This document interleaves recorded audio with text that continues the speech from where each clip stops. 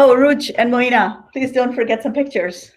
It will be recorded, so if anybody has any objections to it.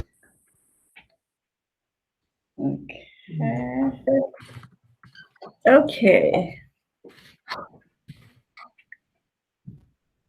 Listen, you're putting the microphone off, so do you think it would be still recorded? Yeah. Okay.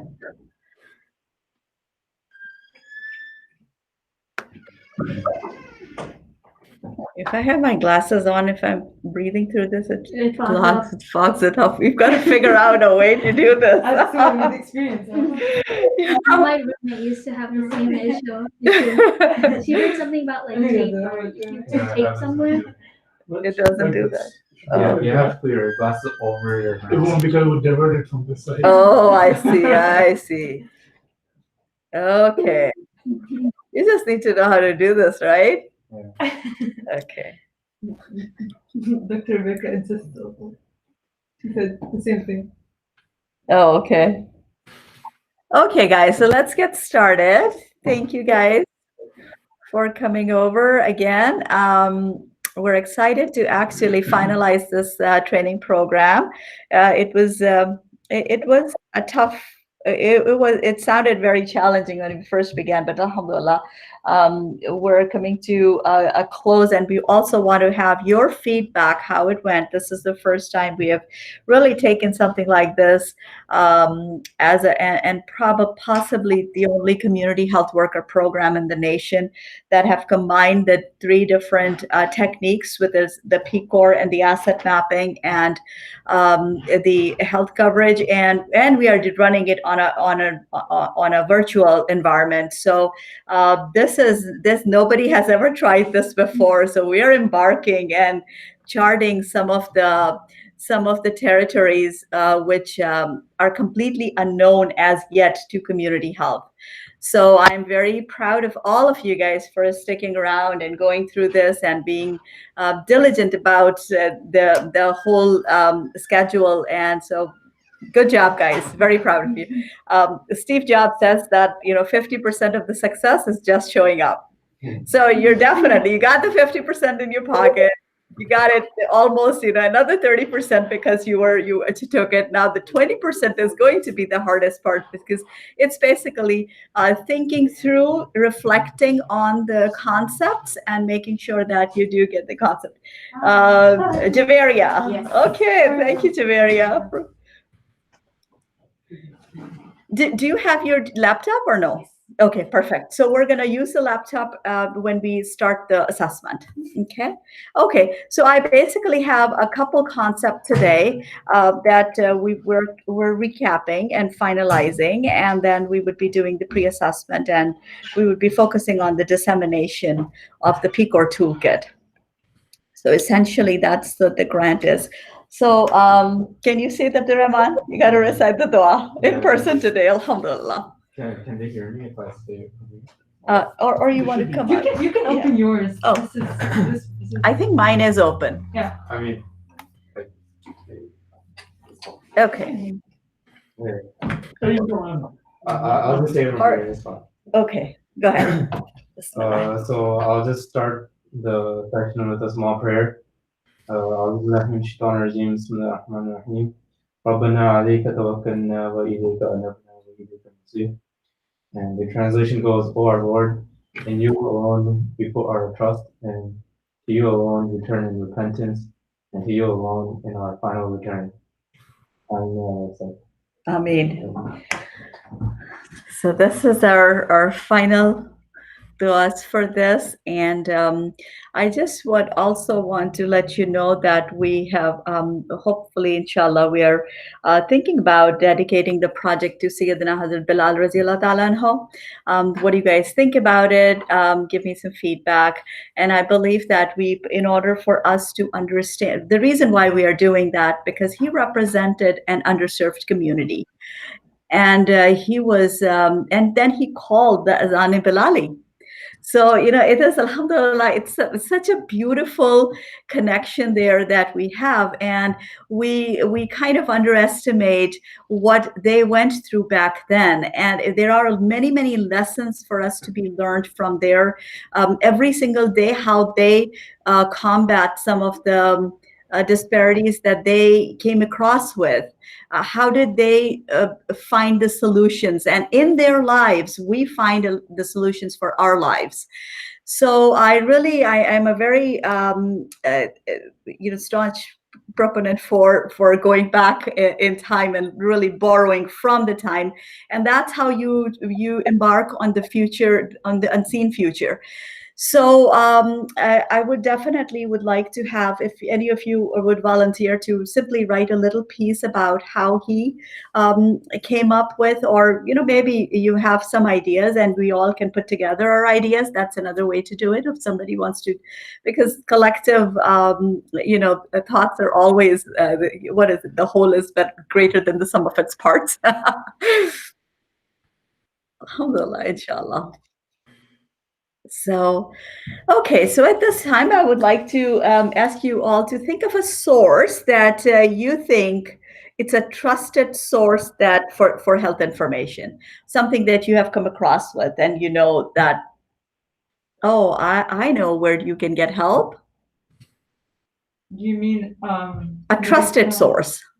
health information? Can you explain what do you mean Any by kind of health information, somebody looking for shelter, somebody looking for, knowing that, oh, I need some education on my CHF, or I need some education on, or I need a mask.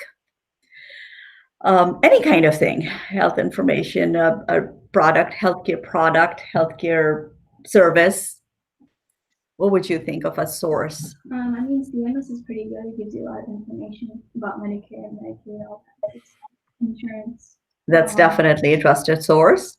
The ICHS, I think it's called, the Department of Public health? Oh yeah, Yeah. that's a good one too.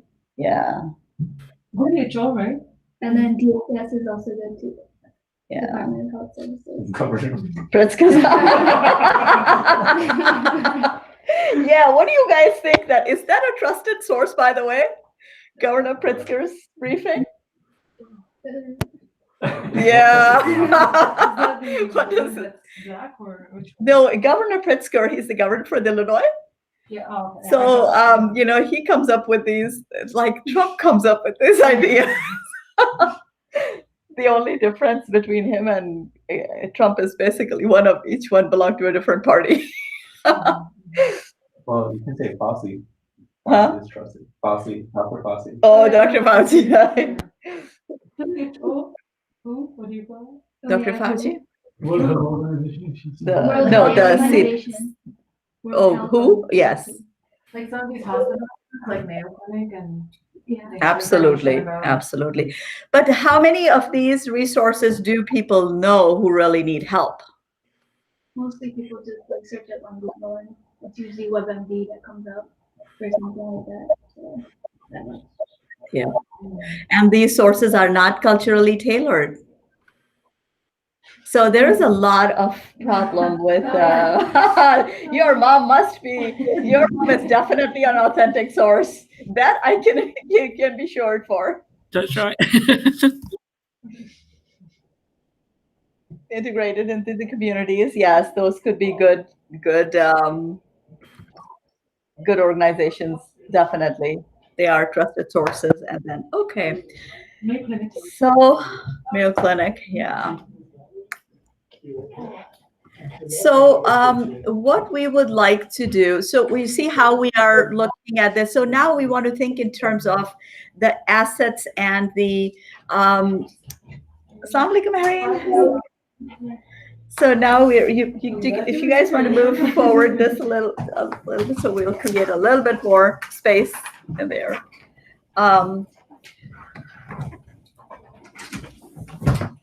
So we actually have, when we are talking about the assets, we want to think through the different category types, the subcategories that we talked about, and the list of stakeholder types. So we want to keep these things in mind as to, oh, this is a particular resource. So if this resource is really, what category do they fall in? This way, you're actually going to be knowing what kind of preconceived notions these people can have, or what would be their motive of sharing. You can judge the authenticity and the scope of their services. So there are many resources that maybe there's entire Google directories that are out there. We can take and map it, but it's out there anyways. How good is that for our purpose? And that's what we're doing. We're tailoring and catering from all of these resources for our needs. One of the things I want to point out is that the flaticon.com. So as we are mapping it online, so in the next, I want to say, in the next 2 months, in November and December, you're actually going to be online at least once a week. You can choose, and depending upon how you guys want to choose, whether you want to be there every day or you want to do it once a week, that's fine.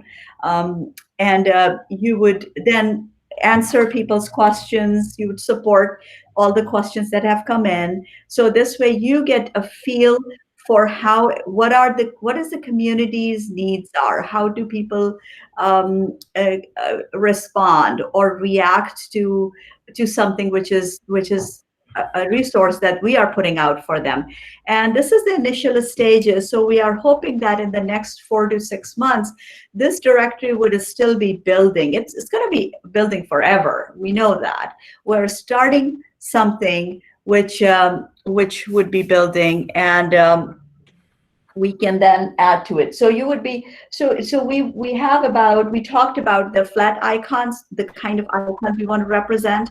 So I think we probably want to go back to the different categories. For example, access to care, hospital services, community-based organization. Some of these maybe like 10 to 15 icons. That's what we select, and that's how we would represent the data online. So we'll talk about this in a little detail. But one of the things I want to come back to is that you want to select a particular asset based on what matters most to people, right? So you actually have two out of the PCOR methodology. You have 2 standards that relates to patient-centeredness. Now, you guys remember that there are 3 different kinds of, or 2 mainly, the types of PCOR projects that we have. We have an engagement project and the clinical trials, right? 2 different kinds. So these are standards needs to be adopted, or you don't have to adopt every standard in every project. There are certain projects, but these are, when you do any of these work, for example, you are working with data registries. So you would go to the DR standards and you make sure that you follow those standards. We are doing an engagement project. So we are concerned with the first 2 standards, the patient-centeredness and the research question. Why research question? Is because we are bringing information to people that is important to them. Right? So that's why and the research question, the standards, we'll go over that, but you've talked about, we have learned about the 4 different standards for patient-centeredness, right? So we did that. One of the other things I would recommend at this point is that you have seen the PCORI, the manual. You have seen the picture of it, right? So if you go to PCORI.org, you can actually download the manual. Let me actually show you right here. You know the methodology, you have talked about the methodology one, right? Yeah, methodology, PCORI standards. Okay, so if you go here, so this is the booklet that you have. So if you download this, there are specific questions, only 18 pages, and it's really a pretty useful C standards for data registries right there. So the very first standard is actually the research question, I believe. Yeah, RQ. There are about 4 standards in the research question, or 6 standards for the research questions. And then you have 4 standards for the patient-centeredness. That's it. So basically within these 10, and these are guidelines as how we do things. So for example, one of the first standard for patient-centeredness says engage people representing in population in interest and relevant stakeholders in ways that are appropriate and necessary in a given research context. So our research context is basically engagement.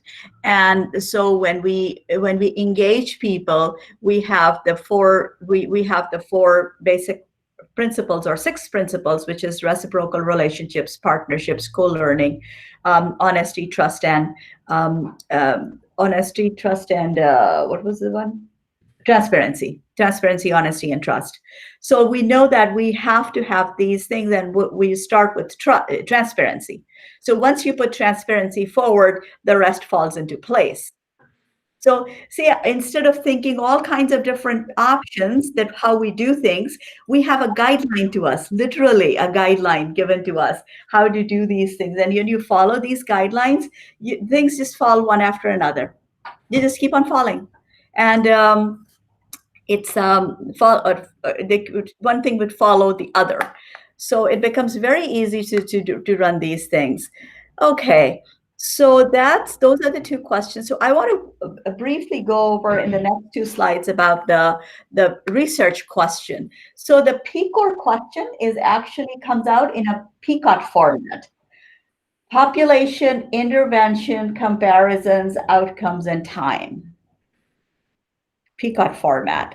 It's one of the really a very, very robust technique that I found out, and I have actually aligned a lot of the community work that I do according to this, and things literally became crystal clear. Some of the issues that we were dealing with, for example, we deal with immigrant communities quite a bit, and to me, I was going back and forth and trying to handle things one way versus the other way. Then I came across with the PCOT format, and I said, wait a second, I'm dealing with different populations.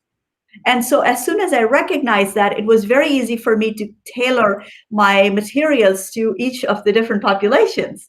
I'm like, oh, that's how it needs to be done.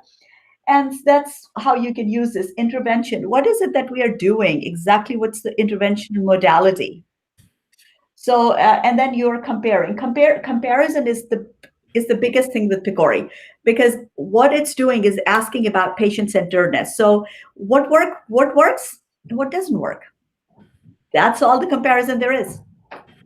There are no huge, big scientific technical things. Yes, they do come in when there are clinical trials, but in engagement strategies, all it is what works and what doesn't work. Simple as that.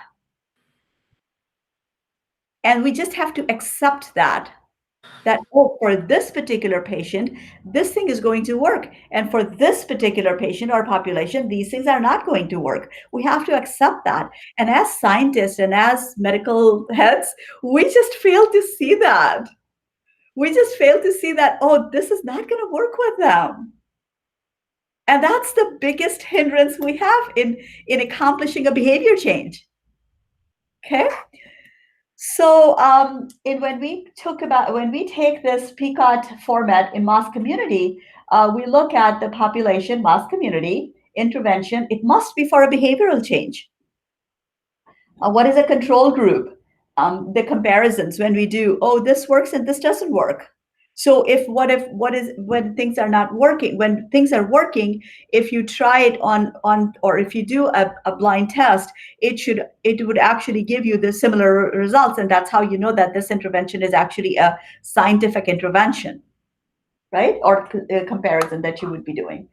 Outcomes is patient-centered for a target population, simple as that, and duration of data collection. So for example, when we are doing this particular study, and that's the biggest difference between program and project. Worry-free community, our work will go on even when the project is done. The asset mapping will go on. The people who would be online looking at these assets will be going on, but we are actually done with the data collection period.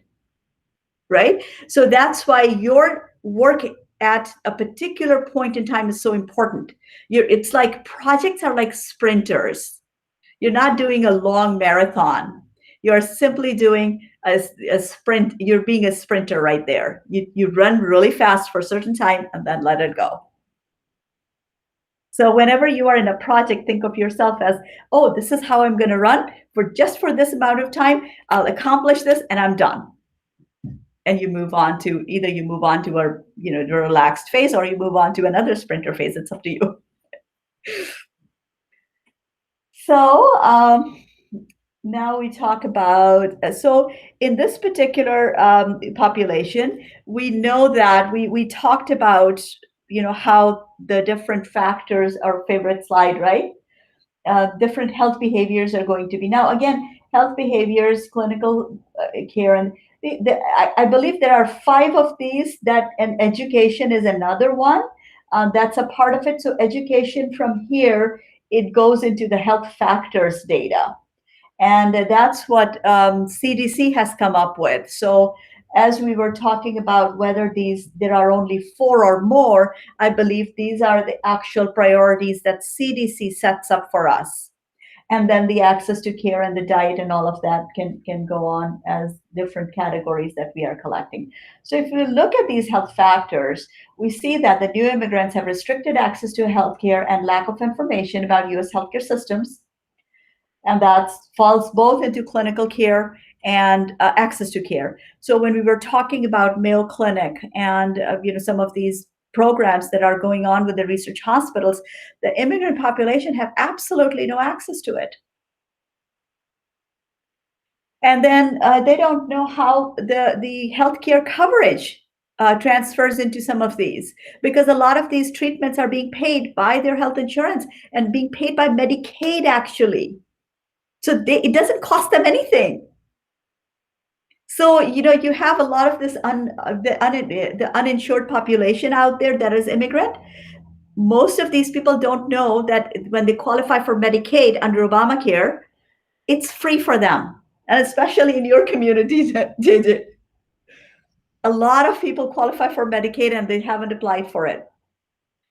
So we've got to understand how some of these things can come in, and 45% of the Muslims earn less than 30,000. Why? Because it's a very heavy immigrant population.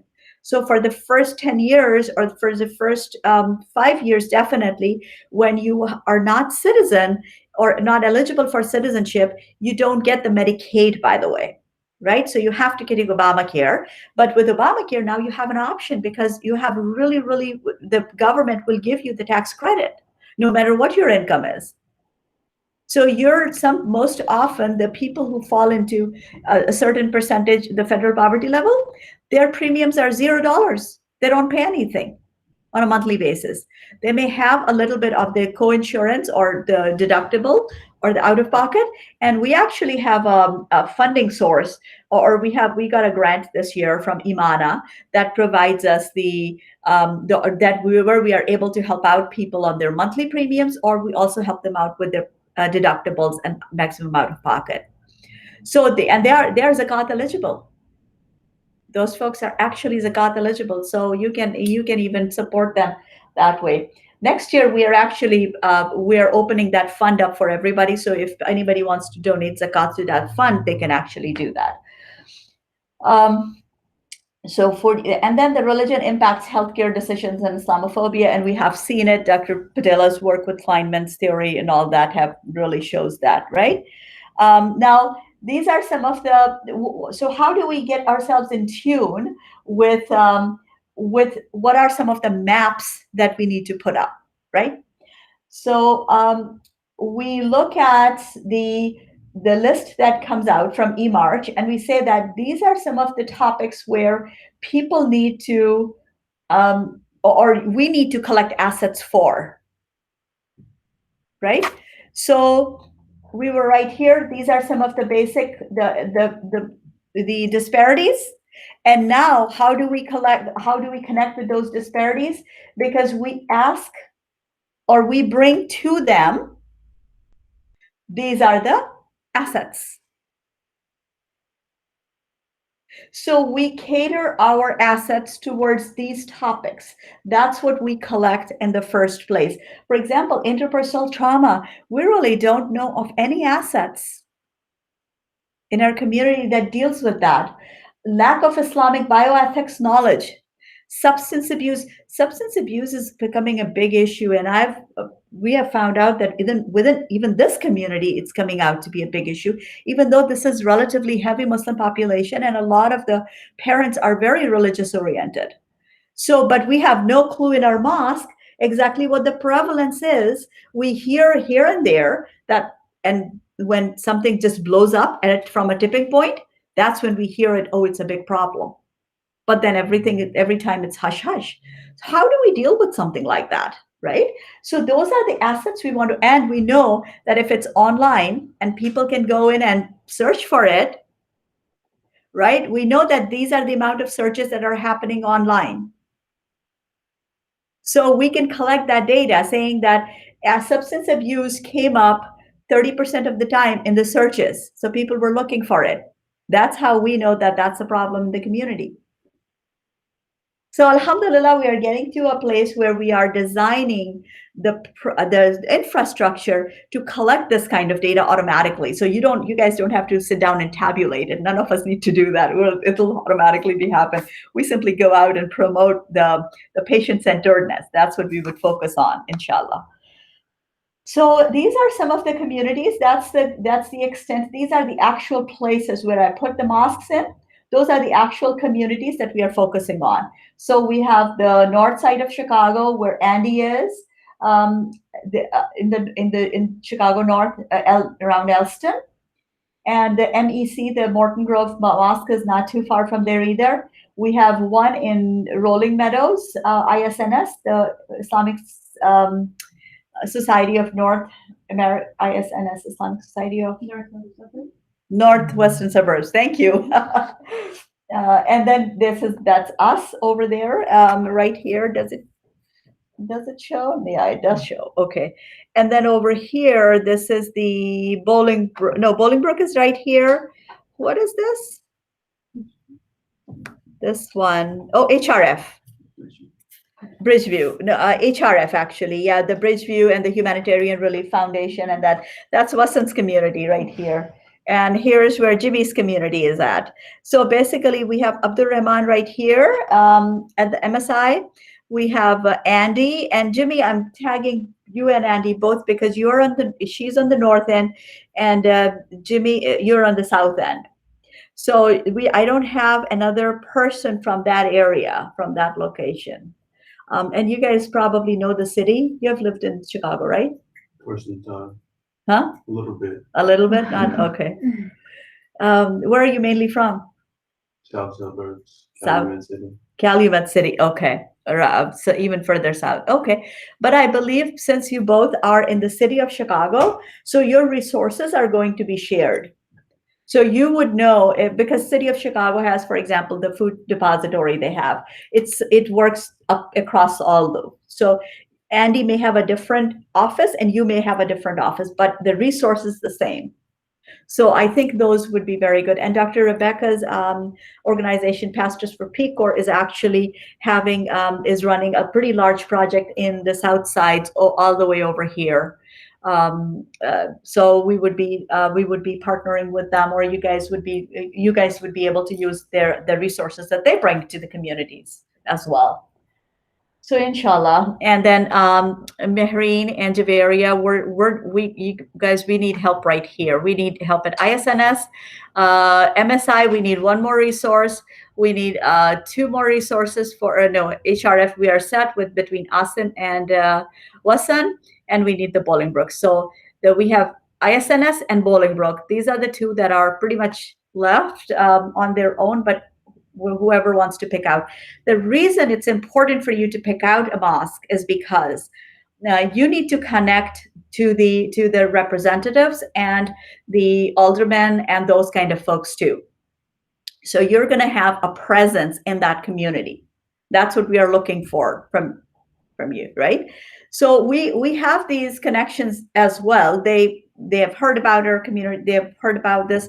So we're sending out the emails, the mainstream communications. But where you come in is that patient-centeredness. You provide that personal touch with these communities. And when this is exactly what this is all about, the project is all about, that when you have that patient-centeredness in your mind, you bring literally a dynamic change in the community. And we want you to see that. We have done this with our work, and we want other people and other researchers and other community workers that are running the organizations, that we want them to experience this. You all know this, that in our communities, there's a lot of work going on, no doubt about it. But we are working in silos. Every organization simply goes like this. There is no matrix going around. There's no networking going around, and that's what we need to bring. And all of this, all the assets that we have, it can go onto this map. So like the mosques are here, we can put out the community-based organizations out here. So you don't have to even look outside your own community. The assets that you know, simply list them. Let those people know that, listen, I know you, this is what I'm doing. I know you are a community asset. You trust these sources. So what you do is simply make a Google sheet or Excel sheet where you think, or even put on the Google sheet that we have shared, asset mapping. You put you whatever you know of, you put them on there. Call them up, let them know that this is happening. By the way, the kickoff is November 1st, so they can also join the kickoff too. But we will have a stakeholder meeting every month. So it doesn't matter if they join it right away or not. They can keep on joining it on a monthly basis. And however many they want to join, they can join. If they want to be in all of them monthly meetings for the stakeholder, they can do that. It's all virtual, so nobody really has to, make an effort. You can, wherever you are, you can make a difference now. So am I clear? Any questions on that end? Okay. So we're not gonna meet them at all? You can meet them. Austin loves to meet people. Yeah. By the way, Moina, and we'll talk to Moina today, she's going there to HRF on Wednesday, this Wednesday. So because again, that particular community, you got to have face-to-face. They want to come. They want to talk to you in person because that's how we establish trust. That's what happens a lot of the time when we talk to each other, and eye contact. It's quite an important thing.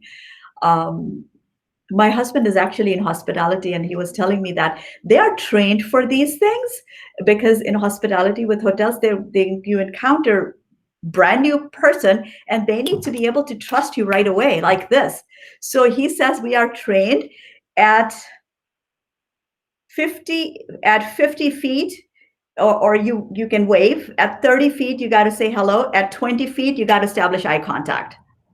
So literally, that's what it is at 20 feet. And 20 feet is about that far. You got to establish eye contact when the person is that far. So these are the industry practices that some of these for-profit industries are banking on. I mean, they are banking on the fact that at 30 feet, when you have an eye contact, it brings dollars to your company. That's what they are banking on. And they train people in that. So I think the discipline of science and in community health, we are far way behind. We don't have any practices.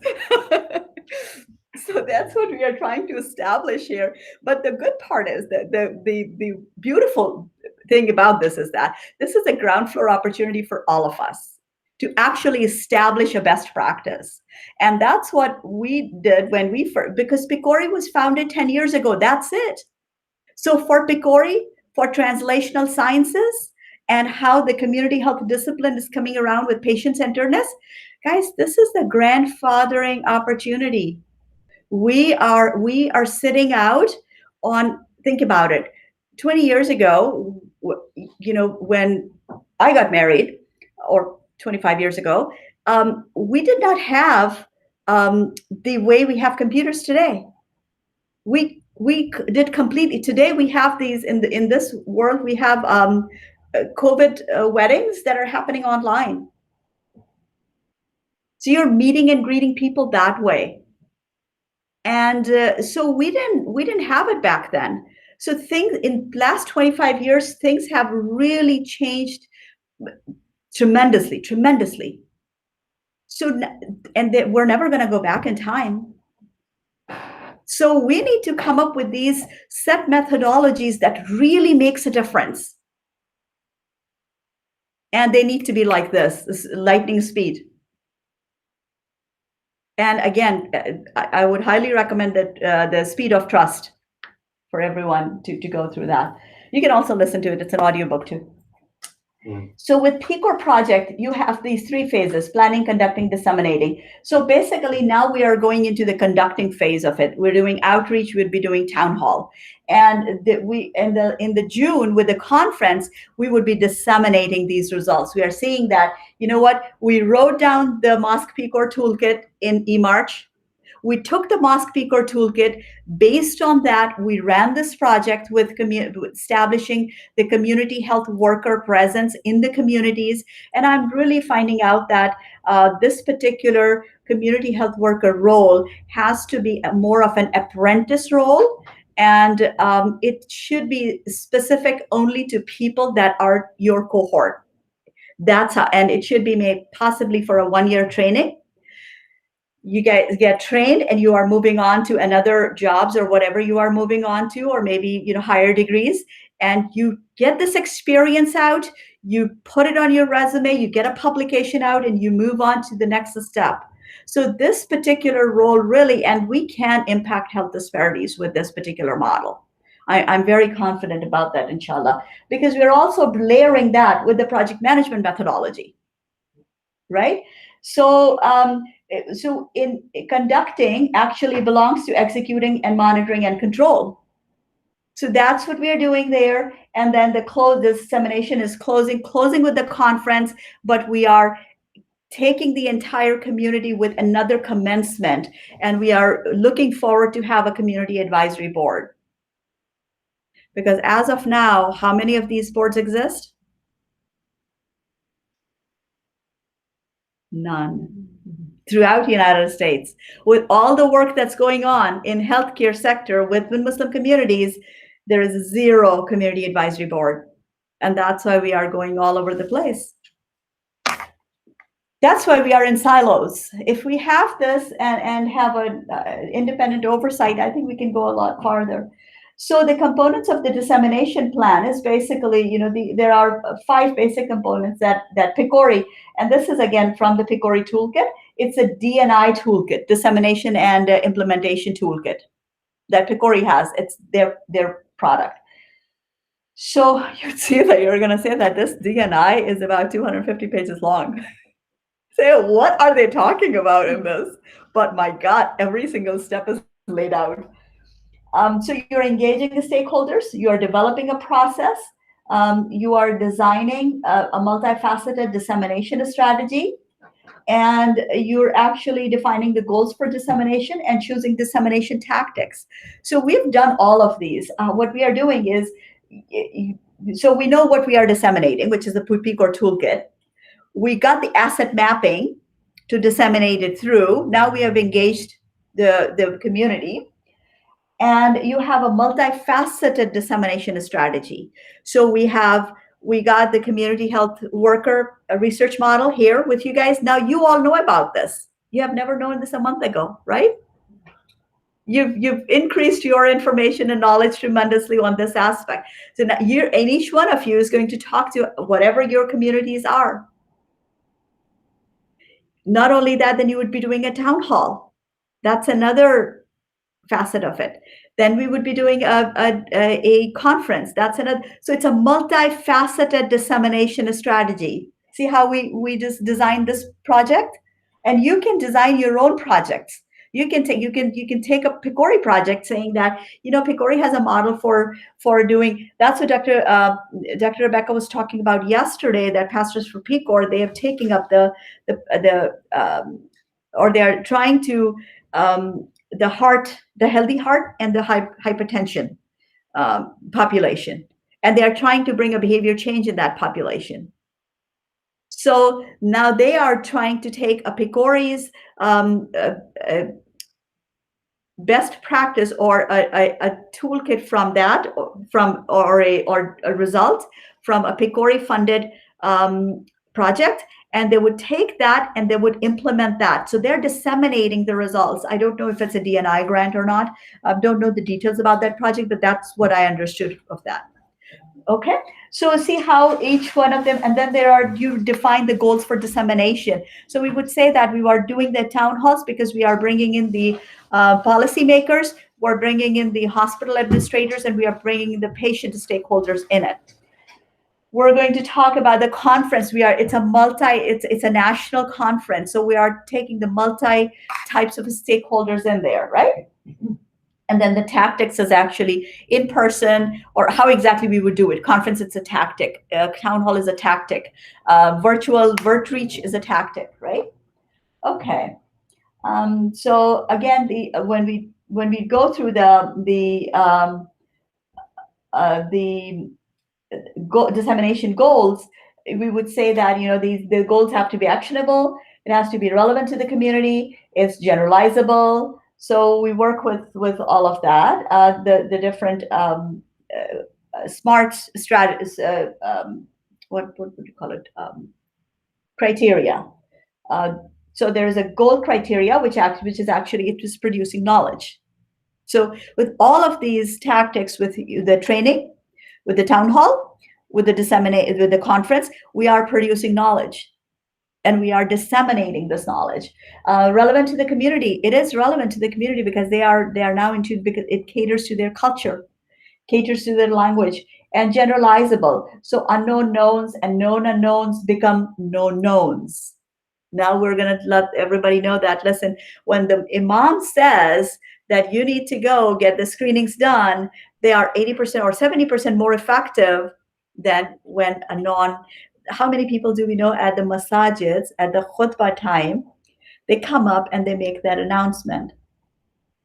That behavior needs to change into, how do we get the imam to pass this message on? And in that way, you are actually educating the imam themselves that this is the problem that exists in the community, and this is what. So imam is going to, when imam says something, what is he doing? He's adding that intent, guys. We may not have that intent behind our words, but when it comes out of the imam's mouth, he is doing it for Allah subhanahu wa ta'ala. He's doing with that intent. And that's why it's going to be that much more powerful. That's exactly where Stephen Covey talks about the speed of trust. It works like this instantly. So that's where, that's what we need to understand, that how do we take these and create that behavior change? So separate into two parts. Again, these goals are separating, or the dissemination plan can be separated into two parts. It could be for the communities, or it could be for the academic or policymakers. Remember, we had the two types of stakeholders. We had patients and providers. So with dissemination, because it's the providers are the provider category is more focused, which is the journal article. You're producing dissemination, the journal articles, the what is it called, peer-reviewed journal publications, and lectures and conference presentations. So that's what you're doing with the academic journal or policy consumption, and you can actually your dissemination plan actually hammers that particular sector of the community. But with the community, with the town halls and all of the top ones, you're actually catering to the general public. So in Dr. Rebecca's term, remember that bar that went in from the grassroots to the mainstream? So the mainstream is actually the academics, and the grassroots is actually the upper part, the community consumption, right? So that's where the dissemination is happening. I should have had that that bar in here. Okay, so what is this? Oh, I see it was switching over. Okay. So different kinds of the stakeholders, they need to come together for the vision, right? And that's what we are trying to do. We are actually trying to get that PCOR board out so that they can, we all can be on the same page with people. And we know the 3 levels of engagement we have. We got the consultation, involvement, and partnership. So I want you to focus right here. Or you can be focusing on the red level too, because you're working at the organizational level. And it's the organization surveys, patients about their care and experiences. The involvement is hospital involves patients as advisors or as advisory council members. And at the 3rd level, patients co-lead hospital safety and quality. Do you get you remember Sister Beverly? She is right here. Patients, she is co-leading a hospital. So she provides that kind of input. She's also a merit reviewer. So for example, if I would write another grant, more than likely she would be review it. That's where she's at. And guess what? She's totally from patient community. She's a patient researcher. So even though she's not a part of academia, she's not a part of PCORI, she is totally a stakeholder in the community, and she is the one who's deciding where this money should go. And all of you can become merit reviewers, by the way. PCORI pays for it too. There are a specific dollar amount that goes, and you're just sitting down and you're home and you're actually reviewing these. There are 3 or 4 different levels of these work that you can get involved with PCORI, and PCORI actually pays for each one. And you can also be an ambassador simply because, and you can be an ambassador while being in the other role, because ambassador itself is not going to pay you. It's basically there for you for your professional development, because you become part of the Yammer community and you can create the Yammer posts. That's one of the things we actually didn't do. But once you become the PCORI's ambassador, you have access to the Yammer community. I'm part of PCORI ambassador, and I would like to see everybody on Yammer community, guys. So I'm probably going to send you or invite you to Yammer community in the next couple of weeks. It'll be an interesting, because what happens at the Yammer community, the rest of the PCORI knows it. So if you converse on the Yammer community, you would actually, many of the PCORI's stakeholder would know that, oh, this is what's happening. And we have also thought about the community health worker group. I have actually thought about creating it on the Yammer community. But I don't know that, the other folks who would be going to be a part of our group would be on there or not, because you have to be an ambassador to be on the Yammer community. So I would really like our conversation within this group to be on the Yammer community. But for all of that, you need to be on that. And if you do want to do that, that would be great, because it would be your own support. So look through it and let me know what you would like to do. Okay. Okay, so what we are doing is creating a culture of health with all of this and the outcome measures, and from MOSC toolkit to MOSC PCOR. That's our goal for dissemination. Okay. And with this, I think maybe Javeria and Mehreen, you may want to make sure that whichever you probably give me some kind of. Which ones would you guys? Yeah, where are you from? So I live in Oak Park, which is right in the middle of everything. But I know a lot of people in ISNS and MCC, MEC. I actually didn't realize, but when I saw it on the map, I was like, of course I've been there. See? So I know people there. So, I'm obviously kind of right in the middle, so I kind of travel and go to everywhere. Oh, perfect. Except for maybe the south side. But, sure. Yeah. But yeah, so I just realized I actually know 4 or 5 people because in ISNS. Yes, okay, so then you can be a very good resource for ISNS. Yeah. So I think I'm gonna put you here. Why don't I why don't I make a change right here? ISNS, so we want Javeria. But I know a lot of people in the Naperville area, so Bolingbrook maybe would probably be better. Yeah. Javeria, did I spell your name right? JAW? There's 3 A's, so the one after the W is an A. Then IRIF. Okay, Javier. Okay. Okay, who else is ISNS?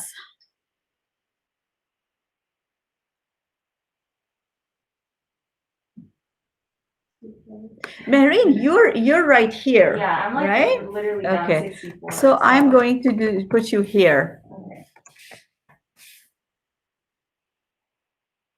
Okay. And so we need map and we need one over here. So I'm gonna So which- can we do multiple like? yeah. Because we are online, so you can actually connect with people and you don't have to go there anymore. Right? So like I can definitely help out with MCC, MEC. Actually, yeah, I actually put know your 2 initials people down. on the measured boards too. Which ones? For a measured board for MCC? Okay. Which Or ones? no, actually MEC. Her name's Marianne. She's one of the younger members of the board. What's the last name? Okay. She's always telling me about what's happening with them, so I just realized she's also Okay. someone that has Okay. a lot of connections there. So Okay. And then Bolingbrook, I mean, I'm really familiar with ICN and like that whole I area. wanted to ask you so why I don't- we're not gonna engage with ICANN. Unless, well, here's what's going to happen. So when you're online, you probably would see and hear questions from all over. But for example, you're probably, it's a Monday and Javier, because I don't know if everybody wants to be there it's impossible. Let's face it. So you probably can say that. And in 1 hour, I've recognized that you can't really do anything. So you probably have to spend about 2 hours or 4 hours or 3 hours at the most to actually get something done. So I was thinking either you choose the entire day to be online or you choose half a day. And half a day sounds like more of a doable thing for any of us. You say that 3.5 hours to approximately 4 hours, you would say that. So you can do like two half days or 3 hours and 3 hours per day. And that's good enough. So you would actually be online and you would say that, oh, I have a question, for example, you're dating and you come across with Noblest, one of the Noblest, they actually need to know where they could find a resource for, let's say, diabetes education. And you actually say that, you were there and you conversed with the person online because the chat feature is also available. So you say that, oh, let me actually find this out and somebody will get back to you within next 4 or 5 days. And then in a couple of days, Jimmy comes on and he sees the question that, oh, this is a question for so-and-so. Let me research this. Or you guys can look at it on a, maybe quickly glance on a daily basis and say, oh, these are the resources that I need to find out for my community. So you go in and you actually make a connection for the resources. So the reason why I'm assigning a community is that so that you make a personal connection with that resource. That's the key. Because you know that community better. He knows that community better. You know the ISNS or MEC better. And you know over here ICN and this community better. You know who those people are. They have seen you. They can ask you a question even after the project is over. So you build a network, basically, for yourself. And that way, it's easier for everybody to come to terms and network with a larger project. And this network kind of grows. Right, so that's the whole idea with this focusing on. But you can always answer, oh yeah, you actually, oh, there's a question from Jimmy's community, or no, you actually can, and you can recognize the fact that, oh, this person is a Medicaid eligible. They have been here if you are comfortable doing that. Otherwise, send that question to Worry Free Community and they'll answer that. But you recognize that, oh, so okay, so let me tell you something. At the last Friday of every month or last Saturday of every month, they actually have a food pantry going on there at Noblest. So you have this list of what that masjid does online on the asset mapping. And now what you do is you tell this that these are the services that Noblest is offering. I'm going to put you down as a question, or if you want to get enrolled, you can talk to Jimmy and get enrolled, or talk to Work for Community and get enrolled. So Jimmy doesn't even have to answer that particular person. You mainly took it and you answered it. See how it's working?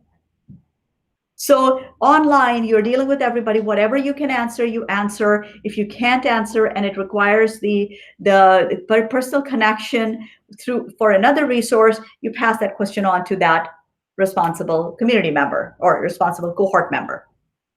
Okay? Okay, Andy? Does it make sense? Okay.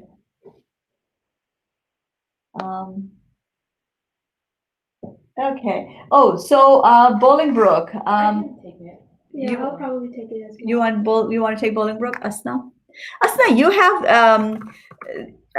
okay, let me finish up and then I want to hear from you because you've done asset mapping for Amita Health. Yeah. So I want you to share what you did with them. Okay.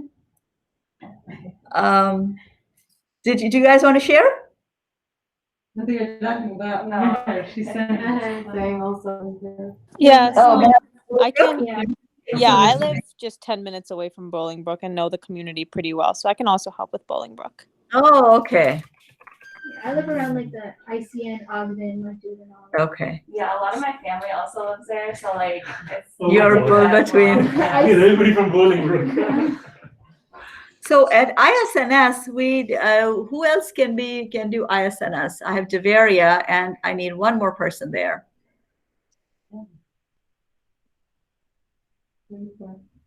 Oh, where is Shama in all of this?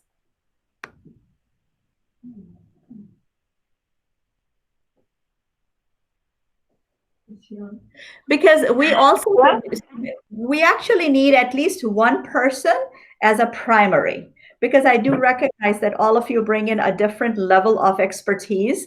So we definitely need one person primary, and the next person can be secondary. Okay. Or for example, Usna can help out many people because she probably, know that, oh, this is how I did it over there. Or you're going to say that, oh, this is my area of expertise and this is how. So no, it doesn't matter wherever the question is coming from, you're able to help out. So it's absolutely teamwork. Now I got to shut up and ask and let you guys talk to whoever is on the computers. Sister Fatma, I was wondering, I think I'm okay to do Bolingbrook, and if there is need for it in Glendale, the Glendale Heights one. And who am I talking to? Sorry, Sister, this is Shama. Oh, Shama. Okay, I was thinking about it. Okay, you can do MSI, Bolingbrook, and? Any of the other, honestly, any of the other suburb area. Okay. I'm located in Naperville, so I am a little more flexible. What is happening for the people out there in North? See how this is happening, and everyone got the same amount of communication. All the mosques. It's not like I am selecting one mosque and I'm not selecting the other. And they all sent it out to the area. So now you can see where the resources are lying. So and there are a lot of Muslims in that community up there. Yeah, I think the thing with the ISNS is that they're very independent in the sense that they have a lot of things in their own community and there's less travel between, I feel like there's a lot of students in the Naperville community, and then there's a lot of people who have family in MCC, MEC, and then they also have family in Glendale Heights and Naperville. So then there's a lot more travel that goes on. Whereas from what I've seen, the people who I know from ISNS, they have some amazing programs that they do there. They absolutely do. They're very self-sufficient compared to the linkages that happen between some of the other mosque communities. So then they can lend their resources to the other mosques. I think this is an excellent. Right. And that's really what I'm talking about, silos. There's amazing work going on in all of these mosques. Amazing work. But I think if we lend a hand out there, because we do see there are, having 45% of your entire community earning less than $30,000, people need help. So we got to understand where, and sometimes, we have at the mosques, they don't have enough people, or these resources are going to somebody who doesn't need it. So we need to bridge those gaps. Okay, so I think we are at a comfortable level where we have decided who's going to be doing what. Okay, so now I just want to finish up in the last two slides. We are talking about behavior change, and this is a very important slide. Some of the slides that Dr. Padilla and Dr. Rebecca presented, I really want to make a poster and put it out there for my visuals. There was another slide that Dr. Rebecca presented on the evaluation. It has a circular diagram. I know, these definitely, even this particular diagram is borrowed from somewhere. All of these figures are, but they are for our use. And so I would want to do is take those and put it out there so we can all understand them and adopt them. So because one of the final thing in dissemination is adoption. So when you adopt a concept, it becomes one with you. And you become, you actually start to live that. So adopting something is a very, very interesting idea. Hadith comes to me, or when Rasul Sallallahu Alaihi Wasallam mentioned it to Sahabi that Islam has not gotten or deepened your hearts yet. There was a time when he mentioned it to somebody, and so that's really what it comes down to. That how much do we adopt something? Very important concept. So over here on the top level, these are socio-ecological levels. For example, individual level and the community level and the policy level, right? So these are, or interpersonal, in this case, it's interpersonal and community level. And then these are the theories that belong to each one of the levels. So how do people behave among each other? And then or with themselves, or how do they change within themselves? And then in the teal one is, or the blue one is, when they intercommunicate or interpersonal ratio, how do you impact that? And then how do you impact change at the community level? So these are the theories, and I would really diffusion of innovation theory. Very honestly, I'm not familiar with that one at all, but I'm familiar with the others. And so we actually in the eMarch project and the eMPart project. Let me present. This is the presentation mode, so it's a little bit bigger. So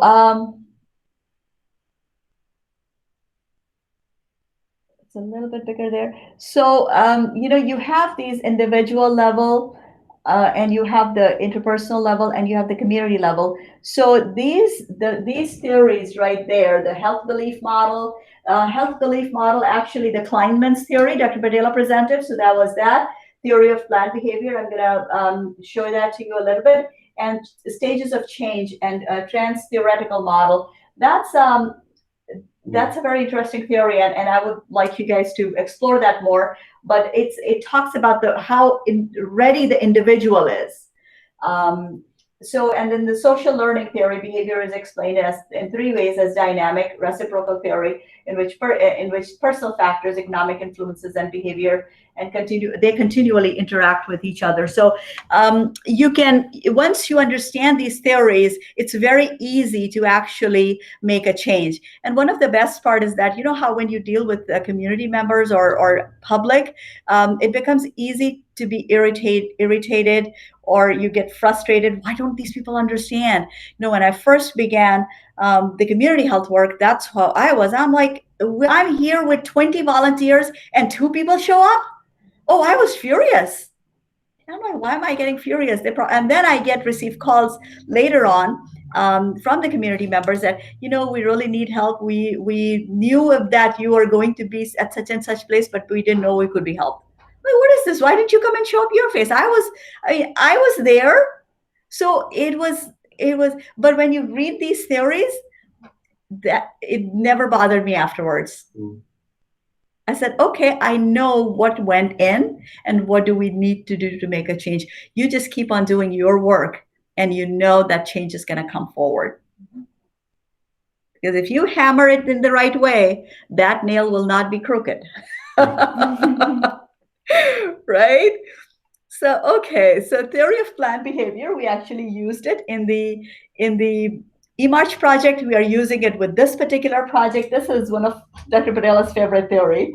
And this is actually the way grants are funded, by the way. This is how they fund grants on almost 99% of the time. That what is it that people are trying to do. So it's a very simple concept. Assumptions, we know what you begin. Inputs, what exactly are you doing? These are your resources. So you may have 30 volunteers, you may have 2 program officers, you may have an executive director, or these are the 20 community members, mosque members, board members, and they have existing resources. For example, they have a food pantry, bank that they need to support, right? So these are the resources that you're talking about. The activities, what are they actually doing? Or they're inviting community members. That's the activity. And what's the output? So what are they doing? They are distributing 30 boxes of foods to the community members they've invited. That's the output, 30 boxes of food going to the community members. What's the outcome? The communities are fed. So that's how it easily translates into, and if they keep on doing that over a long period of time, that will impact a change. But usually this kind of behavior, when we have the food pantry behavior, especially for the immigrant communities, I see it as handing somebody a fish. I like to teach them how to fish. Mm-hmm.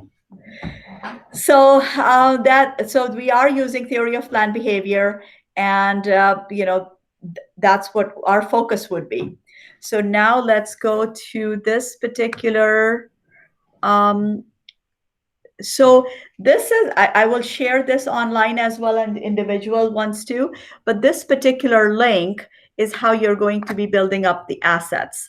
So let's actually, I haven't tested this link out. He gave me this as of this morning.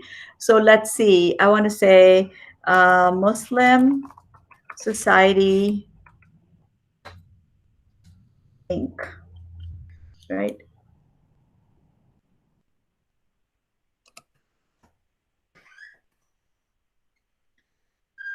And I want to have 60139. So let's see if it comes up or not. Oh, what is the address there? 18? Yeah. So basically the whole idea with this particular asset mapping sheet is you know of an asset and you want to put it on the map. So you have done your due diligence, which is the name of the community. Then you need to know the name, and you need to know 1785. So 1785 Bloomingdale Road.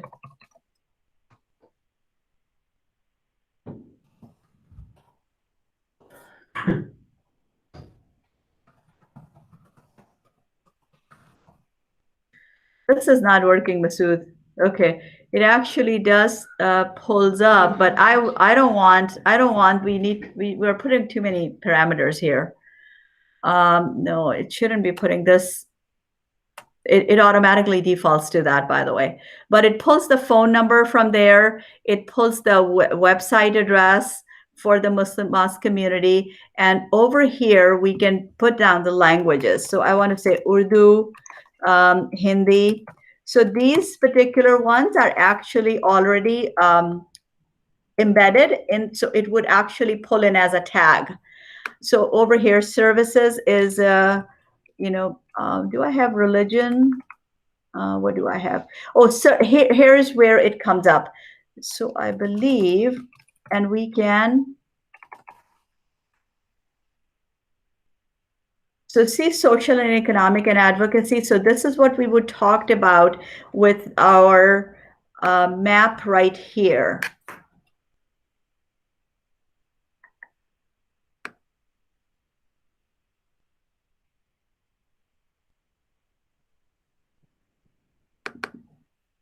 Right, this particular piece that we have over here, family and social income, employment, education, access to care, quality of care. So I'm going to be working, and I want everybody's help here too. We want to define these very specifically in terms of the health factors and in terms of these lists right here. There are 13 of them here. I don't know exactly how many these should be, but we want to have these very specific, maybe 20 categories or 25 categories at the most. And what we do is, where did I go? Okay. No, not here. Yeah. So what we do is we actually have it hard-coded into the program. So it's going to show up because this is how we are going to collect the data. Is this part clear with everybody? I don't think so. We're going to give it a shot. You're going to try. This thing is shared for all of us. Yeah, it is shared. So you will have it on the website. I'll send it to you. I send you the link. So this is shared. And so what we would do is if we say, Is there a way you can make the screen bigger? I think you can zoom in.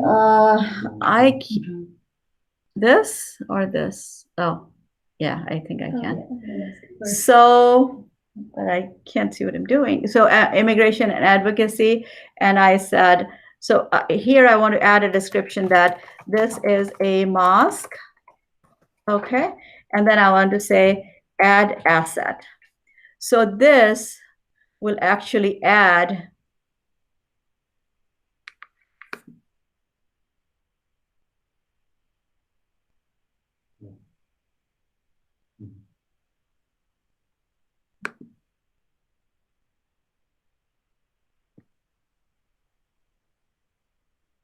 okay. Did it add the asset? Oh, what happened there? So what it technically needs to do is it needs to add the asset right on where the MSI is.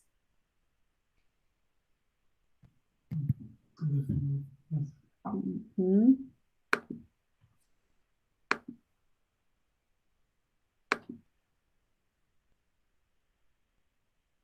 $1,785, right? Okay.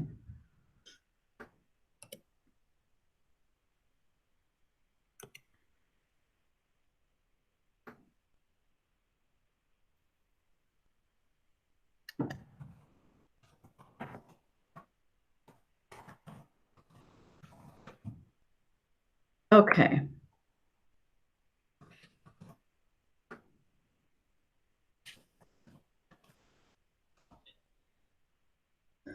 I don't want to go out of the boundaries. Family and social support. So religion is not a part of it. Well, let me do this. And I say mosque, right? So then I want to add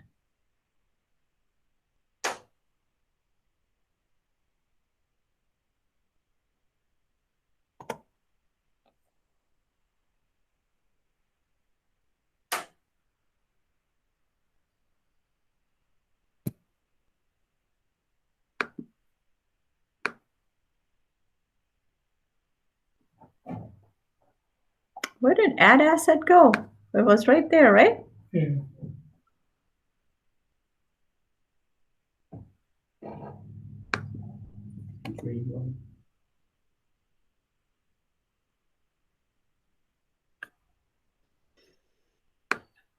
It should work. I don't know what I'm doing wrong here. Anyways, I'll actually try this right now while I move you guys to the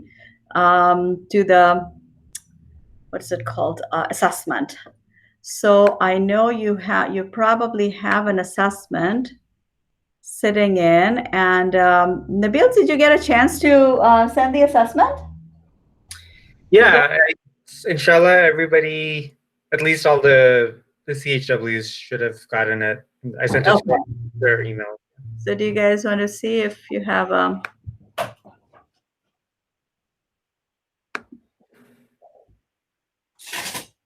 What's the Wi-Fi? Oh, Masood, Oh, Health 2020, the guest one, the VF Health guest, the 5G guest in there. Health 2020, all lowercase.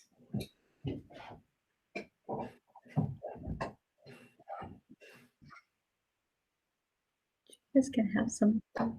Please feel free. So did you Ruth She did. bring? Is it already out gone. here or something? She's already gone. She's Oh, okay. We can put it out there. We can put the food out there on your desk, possibly. What's the name of the Wi-Fi? You can use the guest, the VF Health guest. Okay. So it's different from the pre-assessment one? Yeah, this actually is, there are a lot of questions that actually are pre-assessment questions. So we're simply just doing the knowledge check as You to sent me whether. one like 2 days ago, maybe. Right? That was Nabil? Yeah, right? You sent me 2 days ago. When you see the password? Yeah, Watson, I realized, Watson, the one that you filled out was the pre-assessment. I realized when I was trying to get the results that you had never gotten it in the first place. So, Okay, no. but this is a different one now, so yeah. Okay.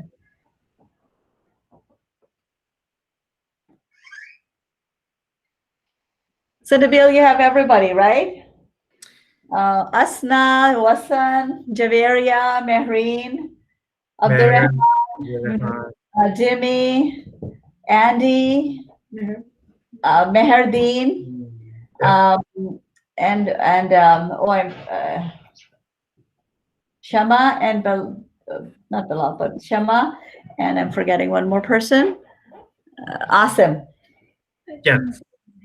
And to all. Yeah. Yeah, I think the Wi-Fi is slow. Is it not connecting? No, it's just loading for me. Oh, really? It's not working. I think it's just I think everyone's using the same Wi-Fi maybe, so. Why don't you connect to the? Yeah, why don't you connect to the 5? I can try my phone and see.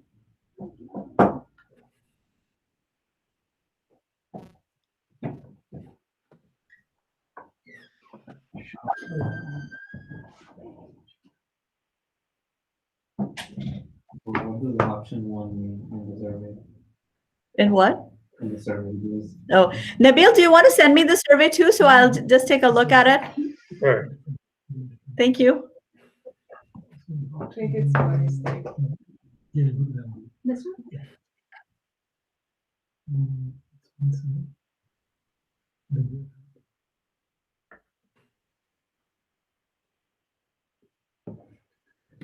So, do you have, are there any forks or? Oh, you're able to fill it? Yeah. Yeah, take this out and put it I think there. try connecting to the 5G. So And possibly have the food out there with the 5G. water or. 5G. yeah, so there's one called CFL 5G. I mean WF. Yeah, no. WF Health. Yeah. Masood, can you give them WF Health's password too? That 5 gigahertz? The 5 gigahertz one, because they're unable to log into the guest. Yeah.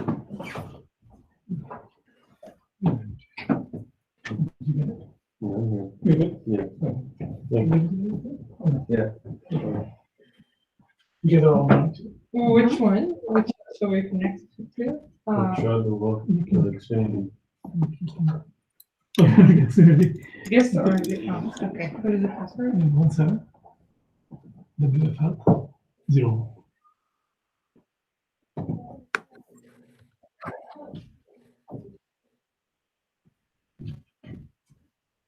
Oh, I don't know what option 1 is. Maybe it's just a fluke. Yeah. That's okay.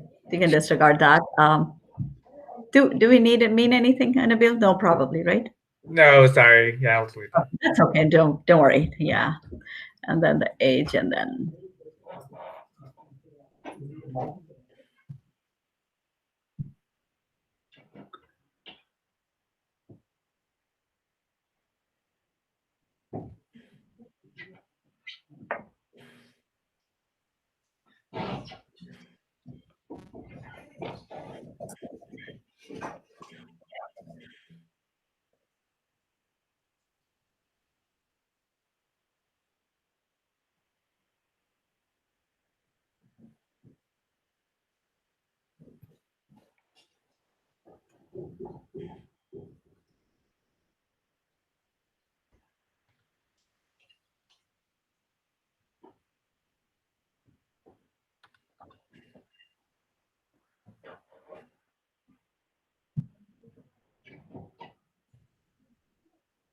Oh, we want to send it to, let me forward it to Dr.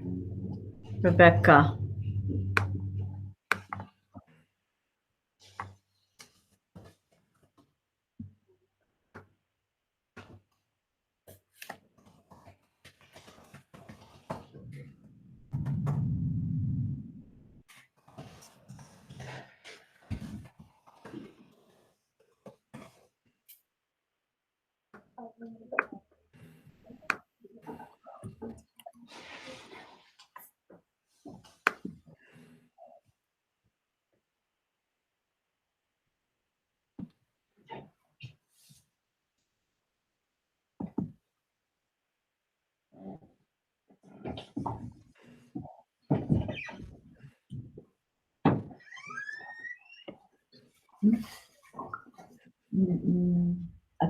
Maybe we can open it again. Oh, okay. Let's leave it. Yeah, it's for the whole session, babe, but you would probably have to clip it later.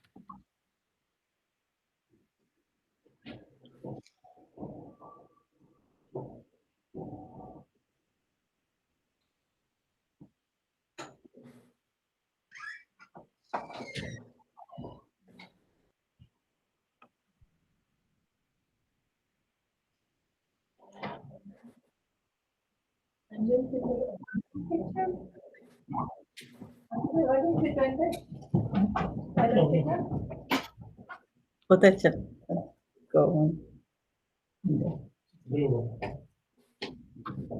आके आ जाती ना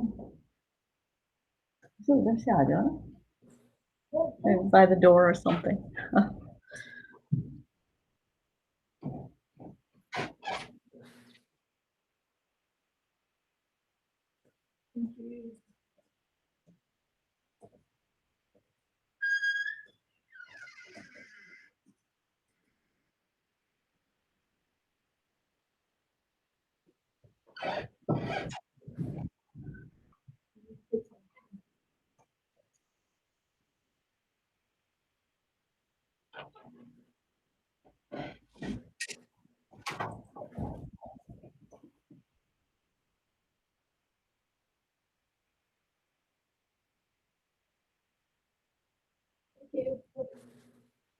Okay.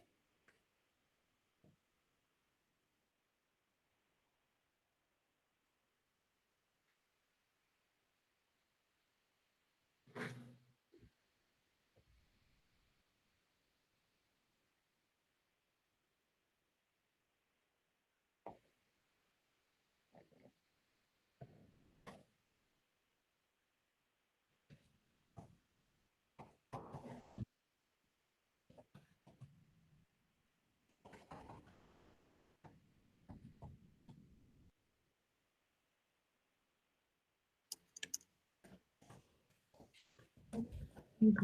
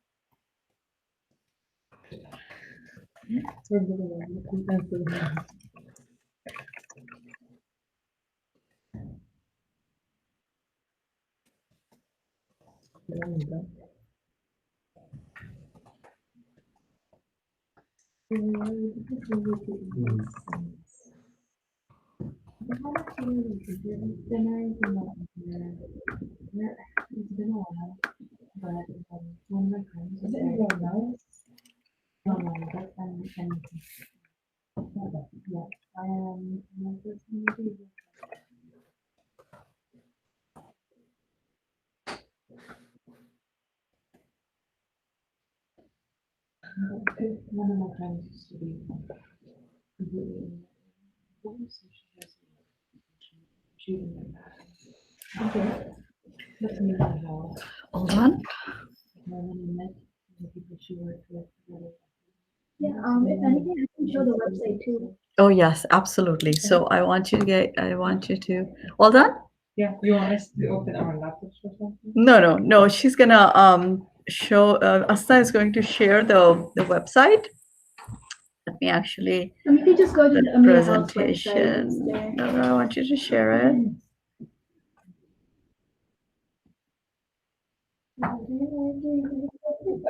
There's the screen. Oh, St. Charles.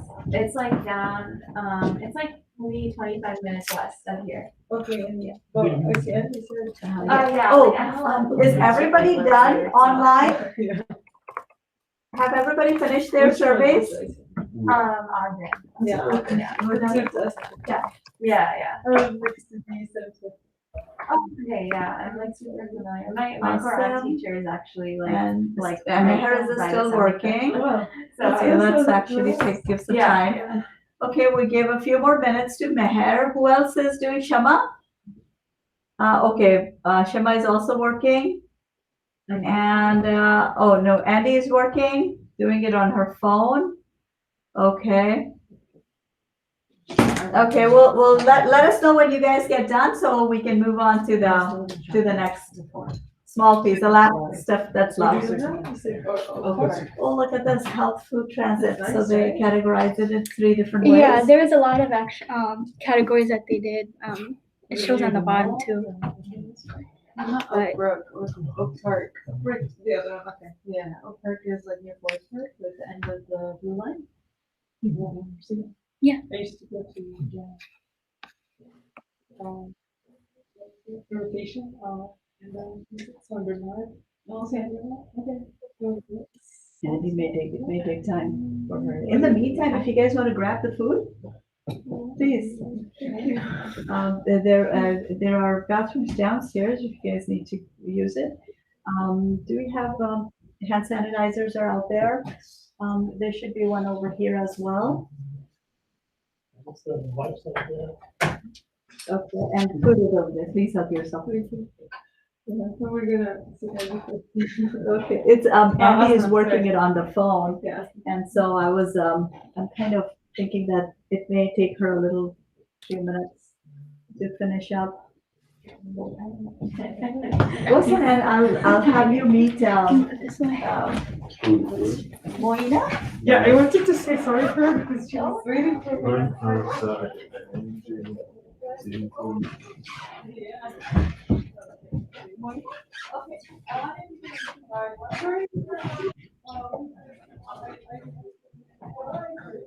We'll be spotlight.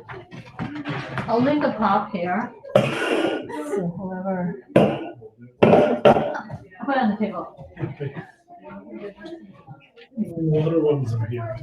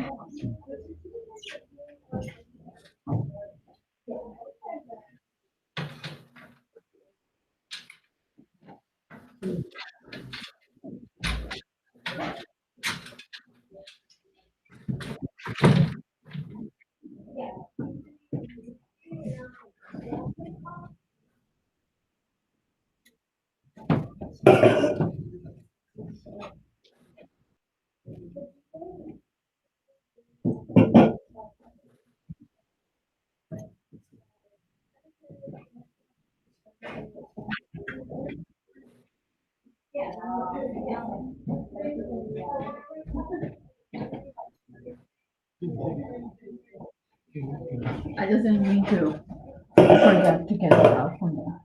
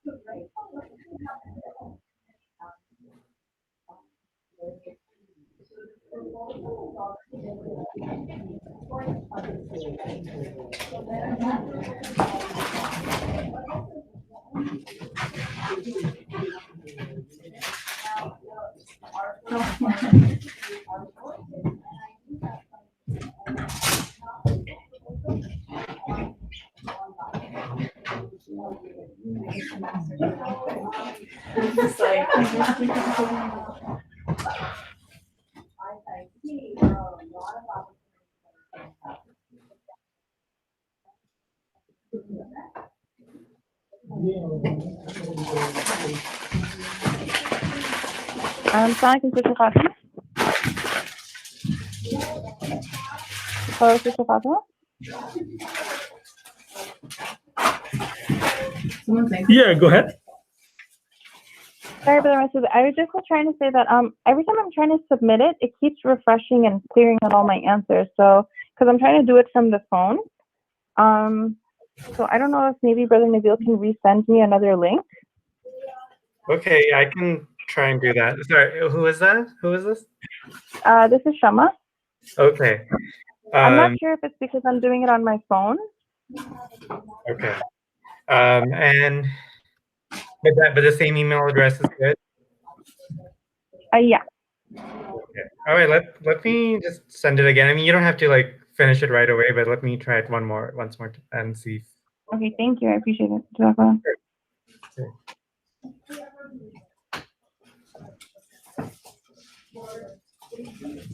Sister Meher, how are you doing over there?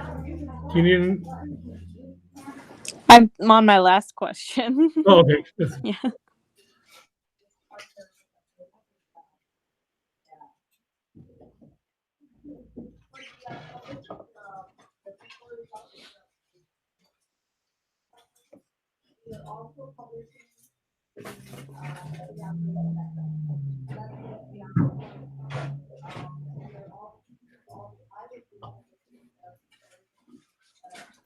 To be safe, I'm just gonna really quickly transfer to my laptop and copy the answers over there so that I don't run into the problem Shama just had. So just give me a second to do that. Good idea. That's my training.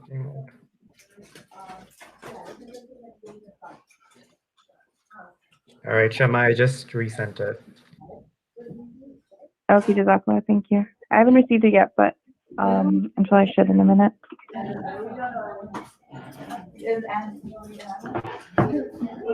No, I'm just looking at that.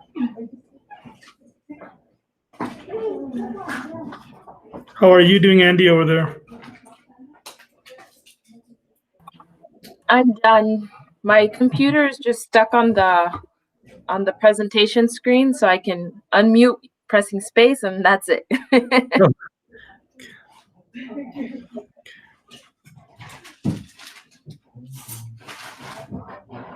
Did you start talking?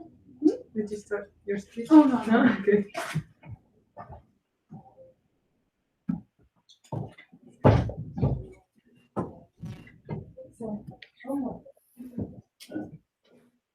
This is at the Amita Bolingbrook area? I was interning at their corporate office Oh, in Chicago. in Chicago. Oh, okay.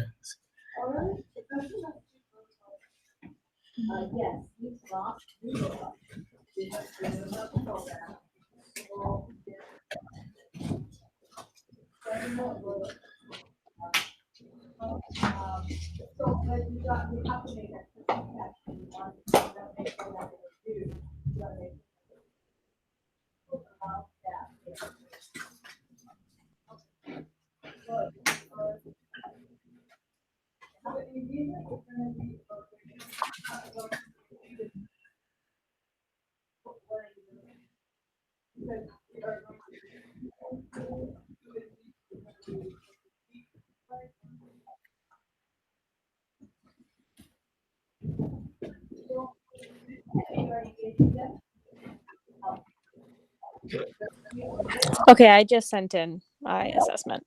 This is Meher, by the way.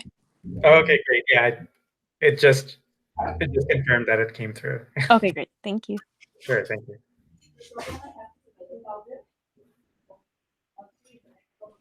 And I'm gonna have to log off now, so I think people are getting food, but I'll Right. get out of here. Yeah. Okay, All right. no office. Thank Okay, you.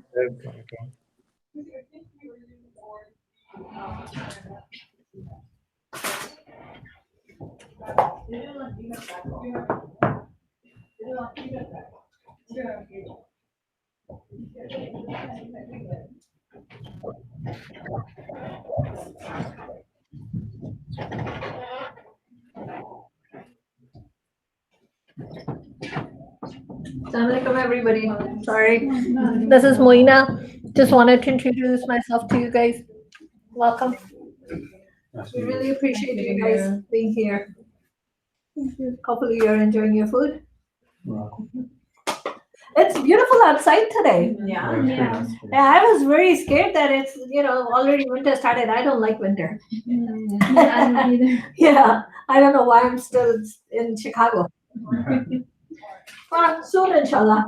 All right, guys, enjoy. Thank you.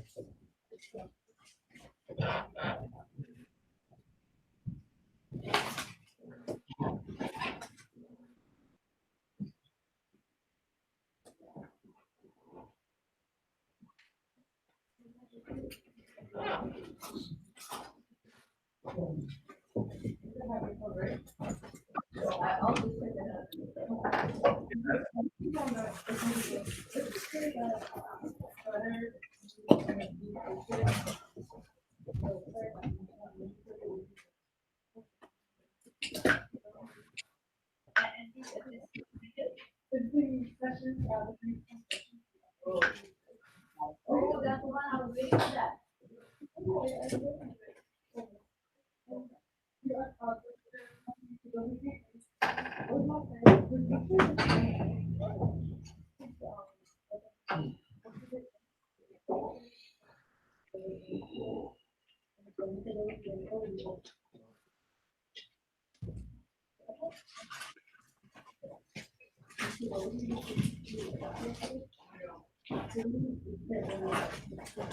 I did that, right.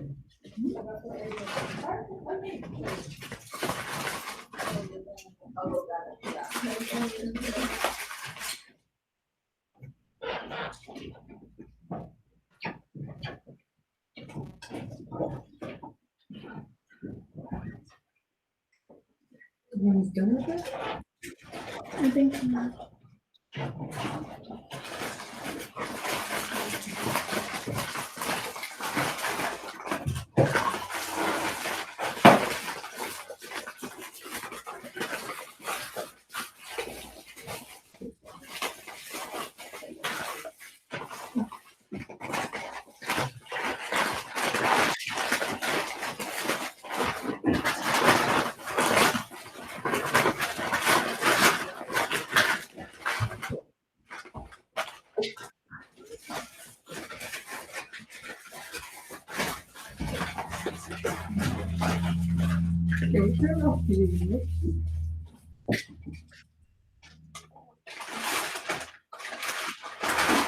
Keep my mind right.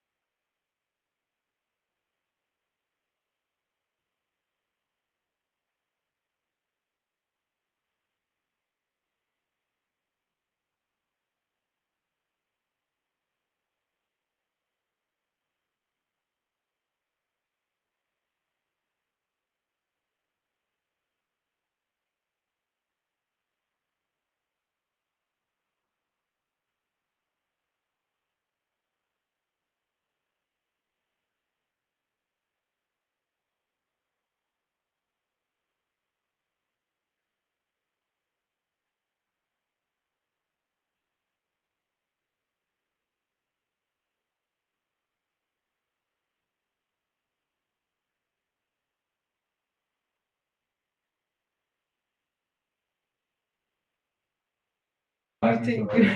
That's okay. So, like, Thanks, Nabil. her sister was. Dr. Johnson signed off. I was classmates with Maria. Yeah. Yeah, Maria and some of my classmates. See, you guys got to know more people. Yeah. Alhamdulillah. Okay.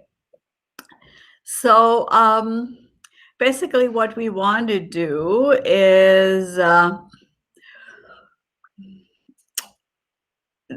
think through the elevator speech, right? And Asta, I would like to continue with your.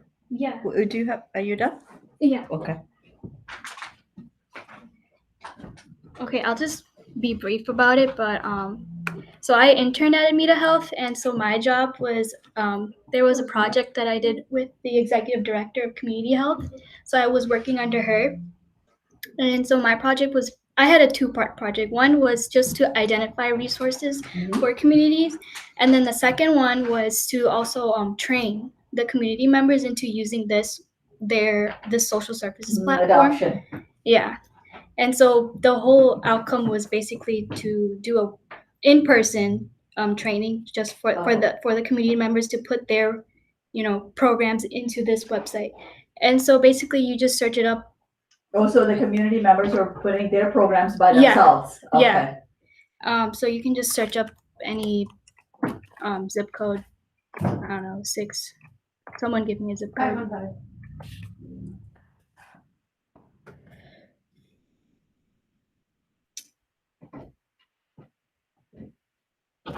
So then it shows how many programs are in that community or Diners Grove, and then you just look through and see, if you want to look for food services, you go and look for food services, and then they'll tell you like, there's 9 services here, there's 10 services, and it goes by each, I guess, social determinant of health and what is needed.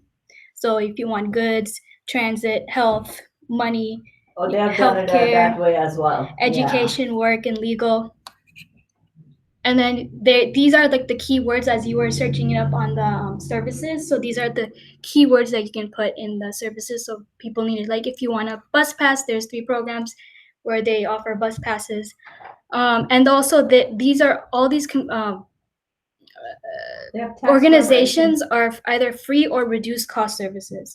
So you don't have to pay much for those who are low on income. So that was mostly what I've done. So I worked under the community executive director as well as the person who powered this social services platform, Aunt Bertha, and he was located in Texas. So I was like on call with him all the time. Like every week we had a meeting, and then I was with my executive director and I was doing these research for her. Then I had another program that was part of this, which is called the Social Worker in the Library program, where Amita Health hired full-time social workers in libraries, and so anyone can come in and ask for services and get referred to any services. So I also had to have the social workers add in their resources from other communities into this program as well. So that was most of my work there. But what's pretty cool about this is that these are the options. So hey, if you want to help pay for healthcare, you can go to prescription assistance, and it helps you refer the program. So it tells you, this is one program here. This is the location. These are some of the locations. These are the main services. So there's prescription assistance, and then these are who they're serving. So it has that option too, where you can put who it serves for. So the uninsured, the underinsured, low-income families. Where does it say? Right here, serving. Right here. You can zoom. Oh, I see. Oh yeah. Yeah. Here. Okay. And so this serving all ages. Yes. COVID-19. Okay. So population is who they have. Yes, and there's also filters. There's personal filters, and so there's all these filters. If you're homeless, you can put near home or homeless, near homeless, income benefits. If you're uninsured, any health matters, gender, age group, disabilities, and even now they have, I guess, they just added disaster victims, so COVID-19. Okay. Yeah, that's. And then these are the program filters. So if you want to visit, you add in the visit, or if you want to call or email, you can do that. The one cool thing is that you can also book appointments too in here, and you can also refer. That's why we had the social workers use this platform instead of doing like on paper flyers, so that they can just automatically refer to the program. You can share, you can have notes, you can refer yourself, you can refer others, you can add in appointments, you can make an appointment. Where is the referrals and So you do see next steps. Well, you have to log in, so you need to log in and everything, but if you do log in referral, but this is usually what it is. They tell you the eligibility of what you need in order to be in this program, what you need to get. Who is this for? You can say myself, or I'm referring to someone, and then you put your name, your email address, phone number, what's the best way to reach you, and then you save it, and then there's like other steps that I just can't remember at the moment. Okay. And so this was part of like a research, I think, program, because my she's just started, the executive director had the funding and everything, and my second part was to do an evaluation, so had like interview surveys and whatnot, but because of COVID we weren't able to do that. But we were supposed to have an in-person. Yeah, these folks are just missing the community health worker. Yeah. So you need that personal, you need that one-on-one connection with the community members. Yeah. And there's also like language, whatever language you need and whatnot, income eligibility, so how much you make. But yeah, that's usually more it. And if you want more info, there's like a detailed description of like the program, their website, and everything, their hours and their location and phone number. This is a lot of information, but you know, the cost is free. So if anyone can't go or can't pay for it, you can just go in this organization and they'll do it for you for free. You can also print it and email it to someone, or that's like most of my. Good. So this resource is available for the community? Yeah, this is available for everyone. It'll be for Amita Health. This is available for the actual health system itself, because clinicians can also go in here, patients can go in here, anyone with internet access basically can go in here. But most of the problems that we have found that sometimes some clients don't want to give out their information when you want to refer. They don't want to give their phone number or email. So it's hard. So that part of the problem has not been solved yet from what I've known. Because the social workers were used to telling me like some of the problems why they're a little hesitant on going into online, because some just don't want to give out their information, or they're like too skeptical about it because of that. So it's like, how do you overcome that? The barrier of trust. Yeah. Yep. And that's, I'm going to second Fatima's point that that's where the human touch is missing. In a one-on-one, you have to have a human touch to build a trust. Yeah, that's why a lot of people used to go to social workers. They prefer the flyer most of the time, like in-person flyer or whatnot. But yeah, we did this so we can increase community engagement, because my director, she was saying that there wasn't as much, and because they're a nonprofit hospital, it's a requirement for you to be for the community and whatnot. Yeah. And so a lot of the AC, that's Amita Health. It used to be Alexian Brothers or several different hospitals. So they joined forces together to become accountable care organization. So now they're taking care of the entire population, and they have to spend about 5% of the total revenues back onto the population. Yeah, so they have to come up with the programs, and this is the best program they can come up with, because this can actually support their resources. It can also support the staffing needs. Yeah, that's how they get away for the I think it's the state income tax that they don't have to pay, because they're community health. Yep. I mean, they're nonprofits. They actually, right. So the revenues that these hospitals make, 5% of that needs to go back into the community. That's the key. So that's how they get the tax relief from all the buildings and the real estate taxes that they have. So they don't pay any real estate tax.